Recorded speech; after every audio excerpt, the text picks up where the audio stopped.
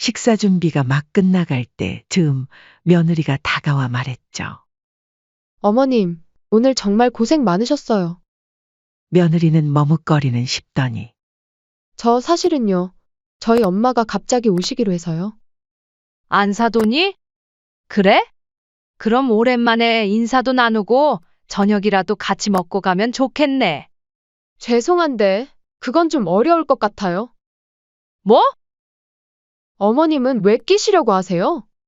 며느리는 자연스럽게 지갑을 열더니 5만 원을 꺼내 내밀었습니다. 어머님, 여기요. 택시비랑 가는 길에 식사라도 하시고 가세요. 죄송하지만 이만 돌아가 주셨으면 해요. 며칠 동안 뼈 빠지게 집안일하고 친정어머니 온다고 겨우 5만 원 한 장을 쥐어주며 자신을 내쫓는다는 게 믿어지지 않았습니다. 지금 이게 무슨 소리야? 나보고 나가라고. 그런 게 아니라요. 저희 엄마가 오시면 좀 불편해 하실 것 같아서요. 아무튼 그동안 고생하셨으니까 이제 가서 쉬세요.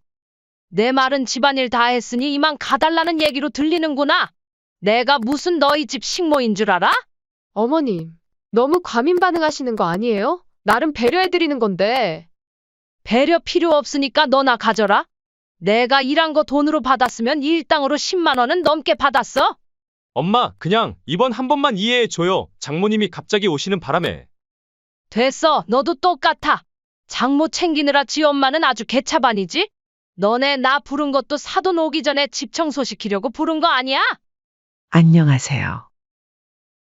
이 사연의 주인공은 67세의 홍희숙 할머니입니다. 홍씨 할머니는 지방 단독주택에서 홀로 살고 계시는데요. 10년 전 남편과 사별한 뒤로는 줄곧 혼자였습니다.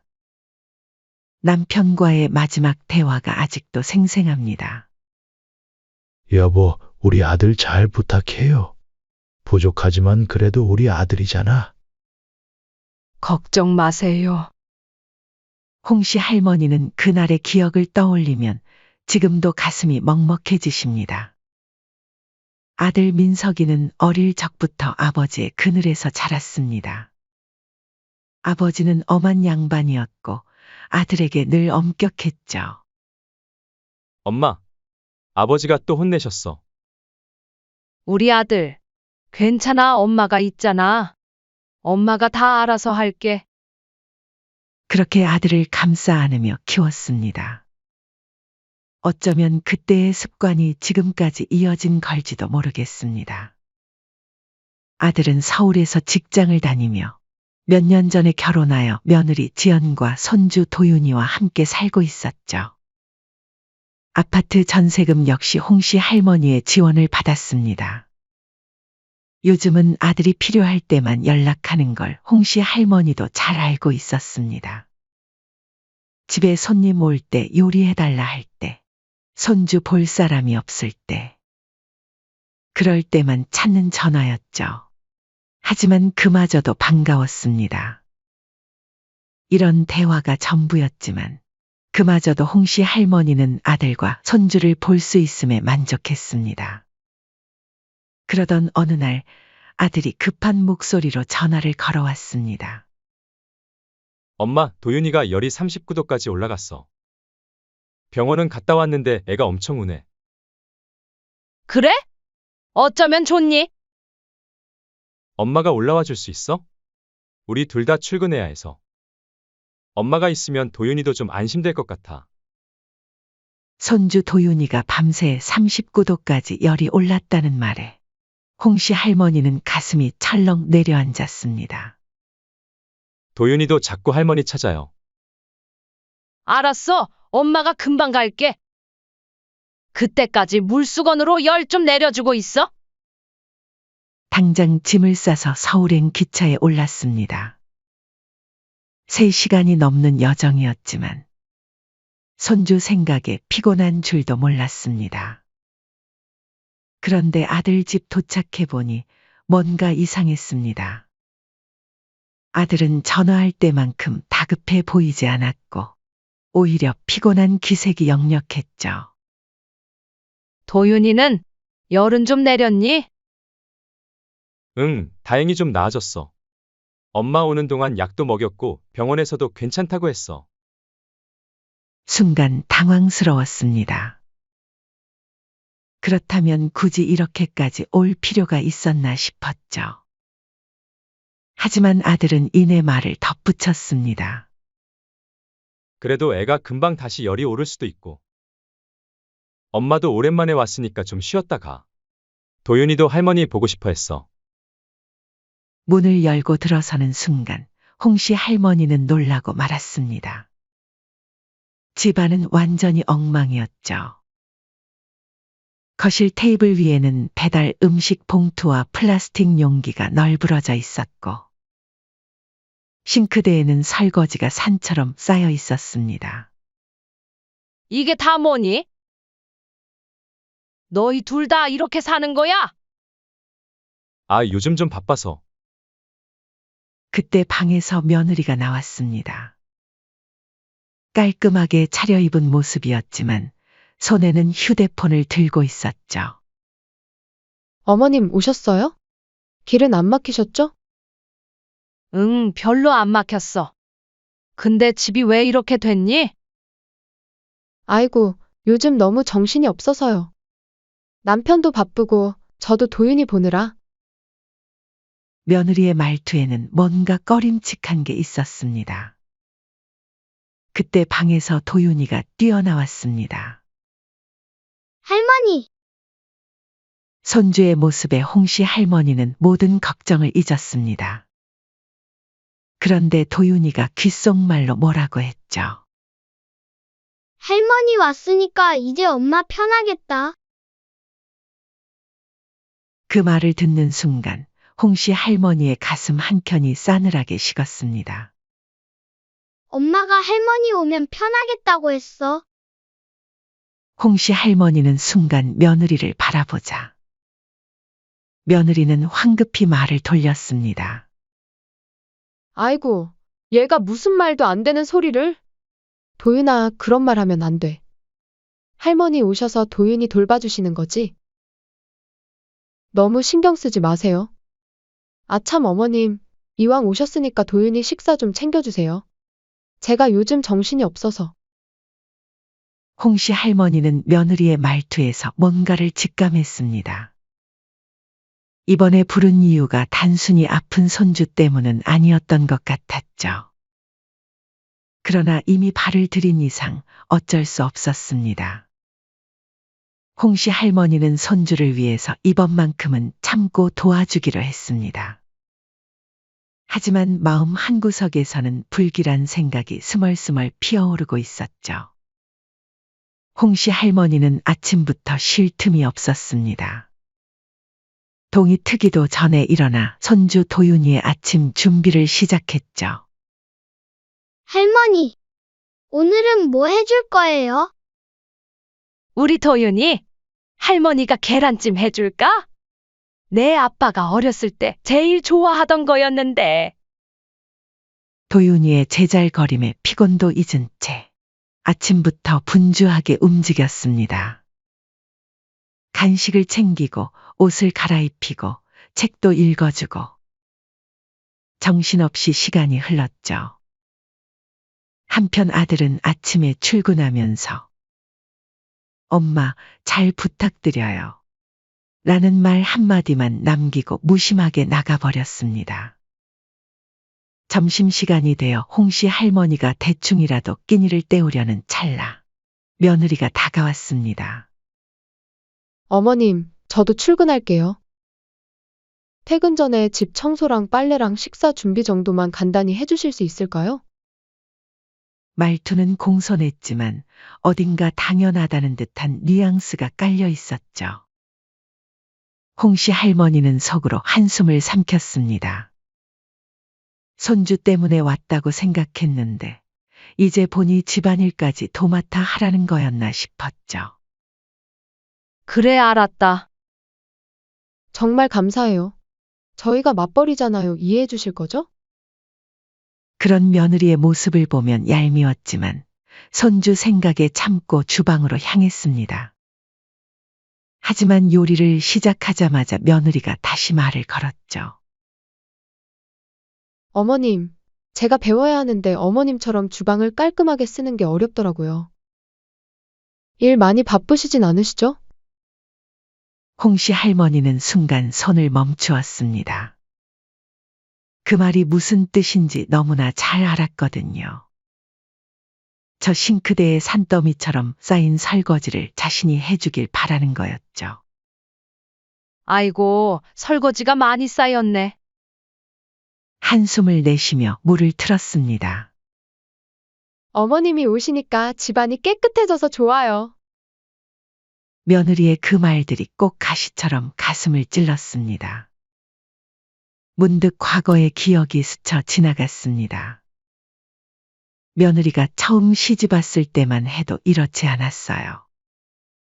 그때는 얼마나 다정했던지. 어머님, 이 요리는 어떻게 하시는 거예요?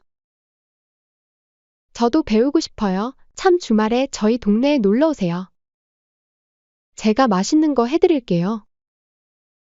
그때는 그렇게 다정하더니 시간이 지날수록 달라졌습니다. 특히 손주가 태어난 후로는 아예 다른 사람이 된 것 같았습니다. 어쩌면 이게 원래 모습이었을지도 모르죠. 특히 명절만 다가오면 며느리는 예민해졌습니다. 어머님, 굳이 명절에 봐야 해요? 일하느라 피곤한데 저희도 좀 쉬어야죠. 멀리서 찾아오는 저희 생각도 좀 해주세요. 그래, 알았다. 이번 명절엔 안 와도 돼. 저번에 많이 피곤했니? 앞으로 명절엔 남편만 보낼게요. 저는 처가에 가야 해요. 자고 가라고 안 할게. 얼굴만 비추는 것도 어렵니? 네, 어려워요. 이런 걸로 입씨름 하기 싫어요, 어머님. 하지만 며느리는 본인이 필요할 때면 언제 그랬냐는 듯 태도가 달라졌습니다. 어머님, 이번 주말에 도윤이 좀 봐주실 수 있으세요? 중요한 모임이 있어서. 그래, 알았다. 어머님, 이번에 남편 회사 동료들이 오는데 음식 좀 도와주시면 안 될까요? 그냥 배달시키면 안 되니? 회사에 음식 잘한다고 말해놨단 말이에요. 사온 거는 티난다고요. 한 번만 도와주세요. 그렇게 과거 회상이 끝나고 홍씨 할머니는 집안 청소에 손주도 하루 종일 돌보고 식사 준비에 심지어 아들 며느리의 속옷 빨래까지 하루 종일 집안일을 하느라 무척 지쳐있는 상태였습니다. 해질 무렵 아들과 며느리가 나란히 퇴근에 들어왔고 저녁 식사 준비는 거의 다 되어 있었습니다. 테이블에 숟가락만 놓으면 되는 상황이었는데 며느리는 어머니, 식사 준비는 제가 마무리할게요. 하면서 정작 손주 방 청소를 홍씨 할머니에게 맡겼습니다. 어머님, 지금 도윤이 방이 요즘 좀 어지러워서요. 애가 아직 어려서 그런지 금세 또 장난감을 여기저기 다 흩어놨네요. 홍씨 할머니는 깊은 피로감을 느꼈습니다. 이건 손주를 보러 온 게 아니라 식모처럼 일하러 온 기분이었죠. 방을 정리하면서 자신이 왜 여기 있는지 회의감이 들었죠. 홍씨 할머니는 손주의 방을 정리하며 조용히 다짐했습니다. 이제 이 짓도 그만해야겠다. 오늘은 늦었으니 내일 아침 아들하고 며느리에게 말해야지. 내일까지만 있고 집에 돌아가겠다고. 하지만 그날 저녁 예상치 못한 일이 벌어졌습니다. 식사를 막 시작할 때 즈음 며느리가 다가와 말했죠. 어머님, 오늘 정말 고생 많으셨어요. 며느리는 머뭇거리는 싶더니 사실은요, 저희 엄마가 갑자기 오시기로 했거든요. 안 사도니? 홍씨 할머니는 당황스러웠지만 애써 태어난 척했습니다. 그래? 그럼 오랜만에 인사도 나누고 저녁이라도 같이 먹고 가면 좋겠네. 하지만 며느리의 대답은 차가웠습니다. 죄송하지만 그건 어려울 것 같아요. 뭐? 어머님은 왜 끼시려고 하세요? 며느리는 정말 이해가 안 된다는 듯 홍씨 할머니를 바라보았다. 그 말을 듣는 순간 홍씨 할머니의 마음이 무너져 내렸습니다. 자신이 이 집에서 할 일을 다 마쳤으니 이제는 나가라는 뜻이었죠. 더 큰 충격은 그 뒤였습니다. 며느리는 자연스럽게 지갑을 열더니 5만 원을 꺼내 내밀었습니다. 어머님, 여기요. 택시비랑 가는 길에 식사라도 하시고 가세요. 죄송하지만 이만 돌아가 주셨으면 해요. 순간 머릿속이 하얘졌습니다. 며칠 동안 뼈 빠지게 집안일을 도맡아 하고 손주 돌보고 음식도 해줬는데 친정어머니 온다고 겨우 5만 원 한 장을 쥐어주며 자신을 내쫓는다는 게 믿어지지 않았습니다. 한편 아들은 옆에서 난처한 얼굴을 하고 있지만 이내 아무 말도 하지 않았습니다. 지금? 나보고 나가라고. 그런 게 아니라요, 어머님. 저희 엄마가 오시면 좀 불편하실 것 같아서요. 아무튼 그동안 너무 고생하셨으니까 이제 가서 쉬세요.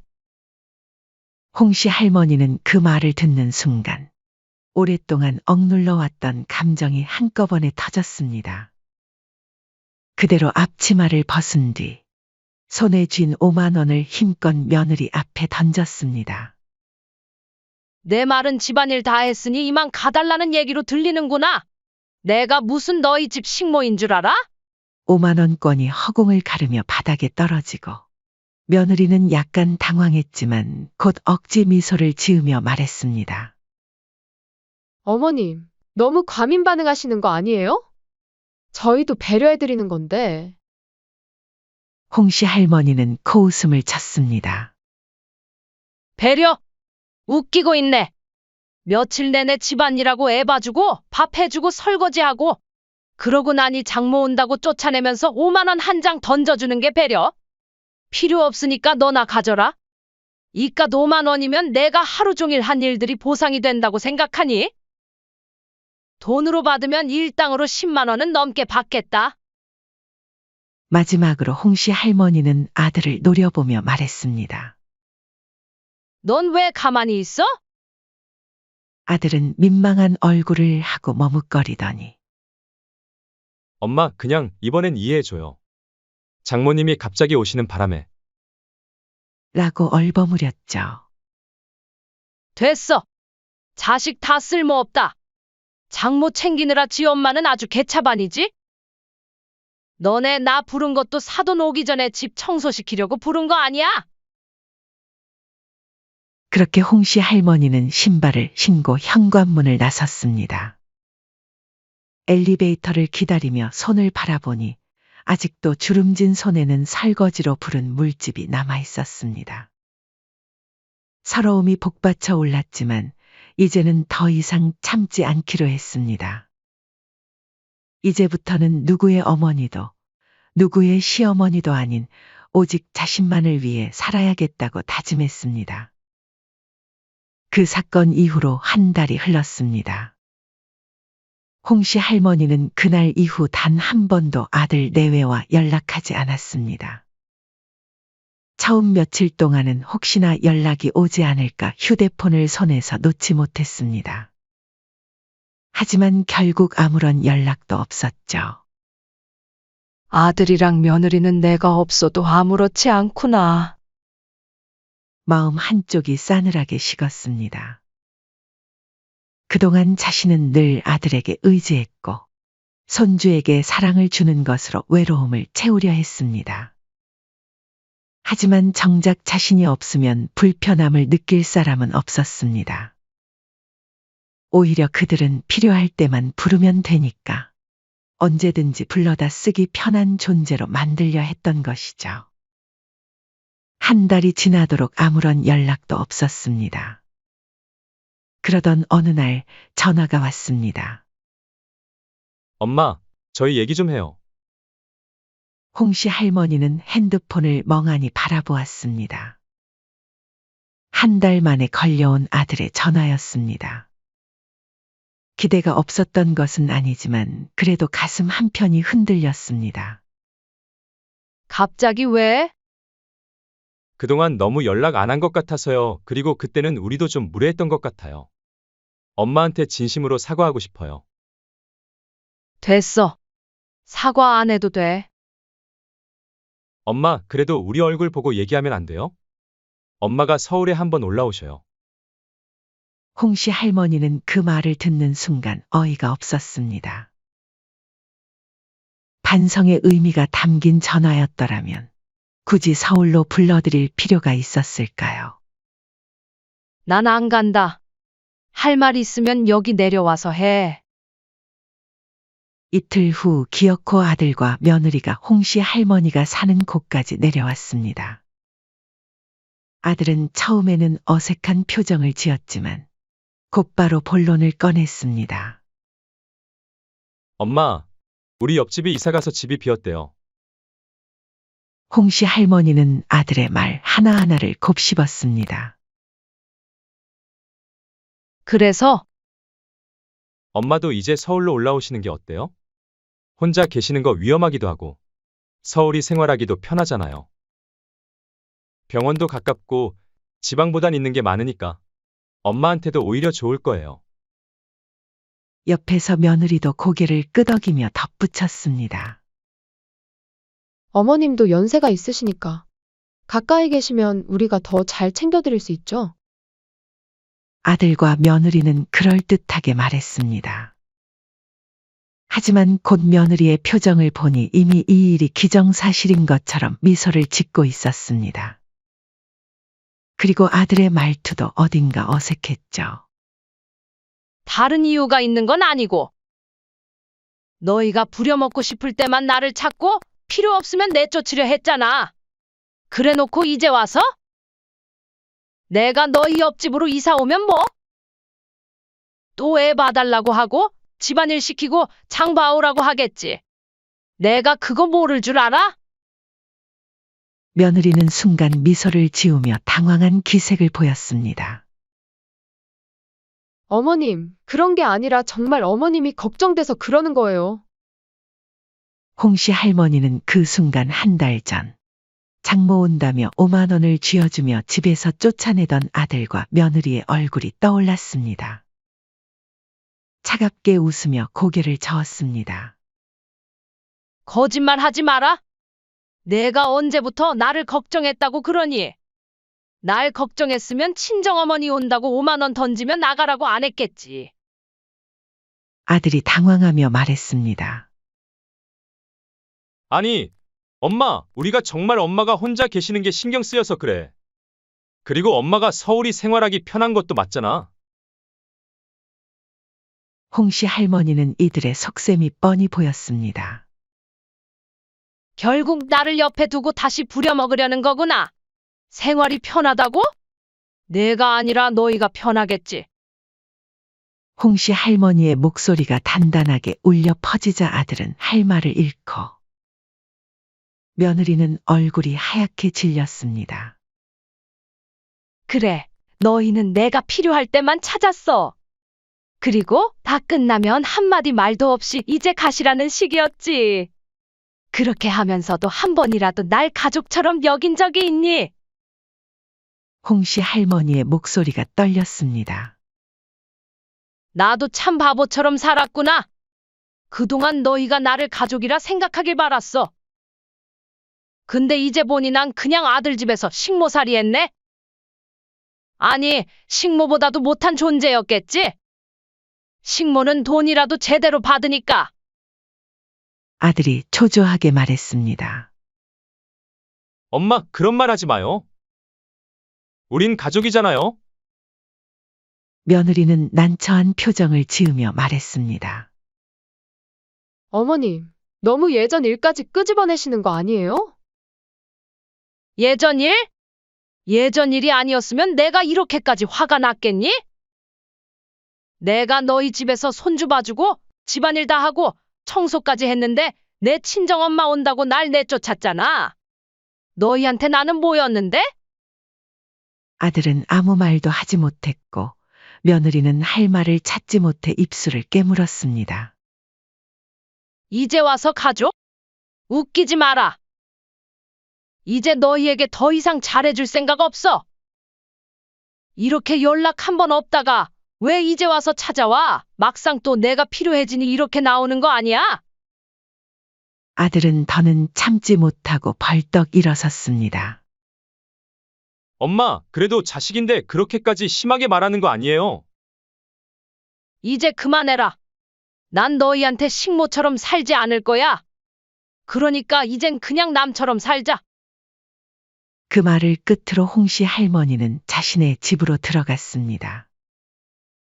이후 그녀는 살던 집을 처분하고 새로운 곳으로 이사를 갔습니다. 아들과 며느리의 연락은 철저히 받지 않았죠. 그렇게 몇 달이 흘렀습니다.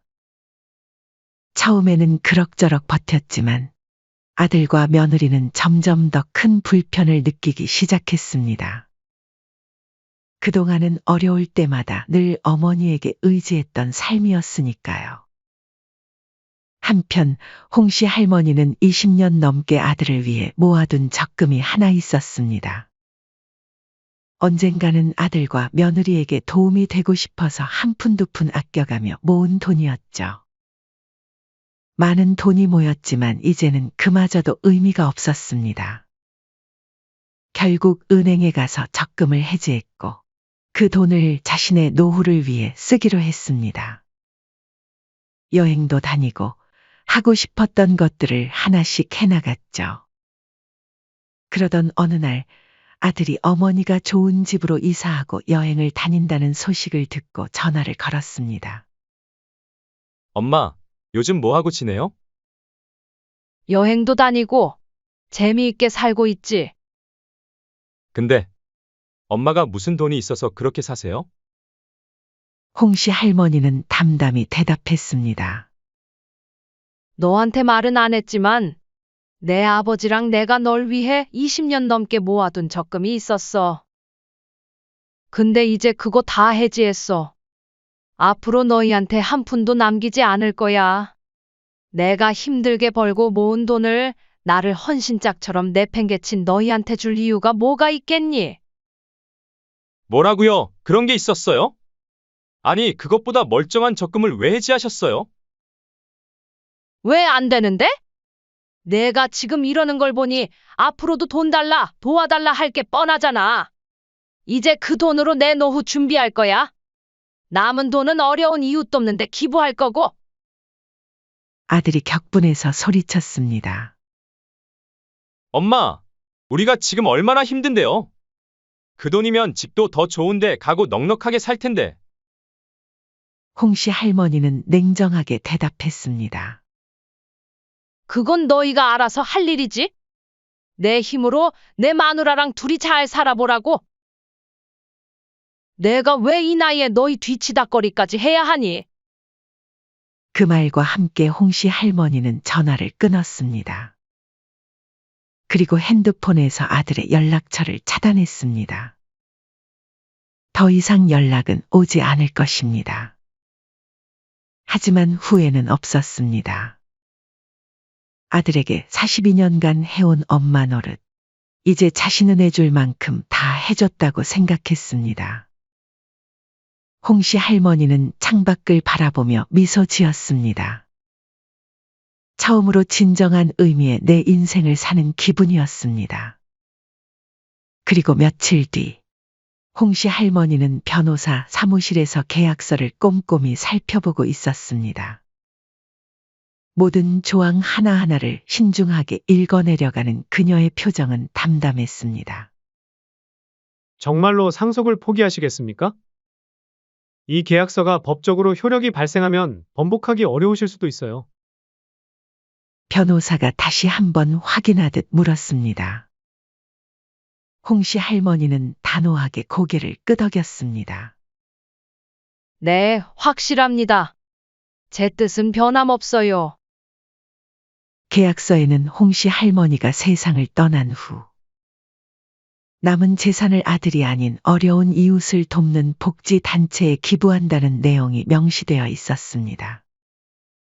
단순히 돈만 기부하는 것이 아니라 진정으로 도움이 필요한 곳을 찾고 싶었기에 홍씨 할머니는 최근 몇 주 동안 발로 뛰며 여러 복지 단체를 방문했습니다. 저소득층 아이들을 돕는 단체에서는 직접 봉사활동도 했습니다. 할머니, 이거 제가 만든 건데 맛있죠? 우와, 정말 맛있구나. 우리 은지가 솜씨가 대단한데. 가정폭력 피해 여성들을 지원하는 기관, 독거노인들을 돕는 봉사단체까지. 세상에는 생각보다 더 많은 도움의 손길이 필요했습니다. 홍씨 할머니는 처음으로 자신의 시간과 정성을 오직 자신의 의지로 사용하면서 이제야 진정한 보람을 느꼈습니다. 그리고 평생 자신을 위해 써본 적 없던 시간과 돈을 이제는 자신을 위해서도 쓰기로 했습니다. 친구들과 함께 동남아 패키지 여행을 계획했죠. 짐을 싸면서 그녀는 설레는 마음으로 웃음 지었습니다. 이런 기분이었구나. 내 인생을 사는 기분이. 그런 와중에 아들과 며느리에게서 다른 번호로 연락이 종종 오곤 했습니다. 처음에는 전화를 받지 않았지만 곧 문자와 카톡이 빗발치듯 쏟아졌습니다. 엄마, 제발 한 번만 만나주세요. 엄마, 그 계약 취소하면 안 될까요? 우리 앞으로 잘할게요. 며느리까지 연락해왔습니다. 어머님, 저희가 정말 잘못했어요. 용서해 주세요. 하지만 홍씨 할머니는 흔들리지 않았습니다. 그들의 눈물과 애원이 더 이상 그녀의 마음을 움직이지 못했죠.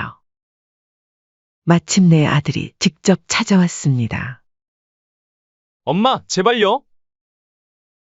저희에게 다시 한 번만 기회를 주세요.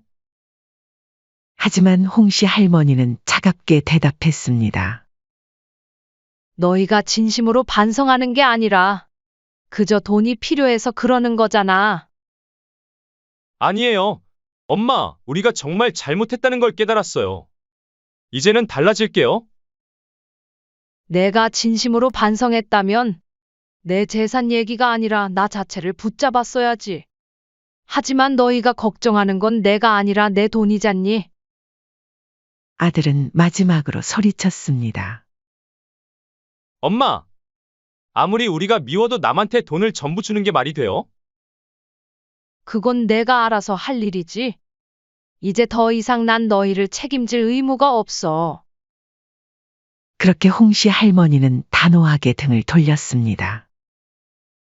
집으로 돌아와 창밖을 바라보니 하늘이 유난히 맑고 푸르렀습니다. 봉사활동도 하고 여행도 다니면서 이제는 자신만의 삶을 살아갈 생각이었습니다. 내가 이렇게 하는 게 맞는 걸까? 혹시 아들과 며느리에게 너무 심한 처사는 아니었나? 잠시 고민에 빠졌지만 곧 마음을 다잡았습니다. 이제는 자신의 삶을 살 때였으니까요. 앞으로는 봉사활동도 더 열심히 하고 여행도 다니면서 진정한 의미의 행복을 찾아가기로 했습니다. 여러분은 어떻게 생각하시나요? 제 행동이 옳았다고 생각하신다면 의견 남겨주시면 감사하겠습니다. 반대 의견도 남겨주시면 하나하나 전부 읽어보겠습니다. 사연은 여기까지였습니다. 구독, 좋아요, 댓글은 영상 제작에 큰 힘이 됩니다. 시청해 주셔서 감사합니다.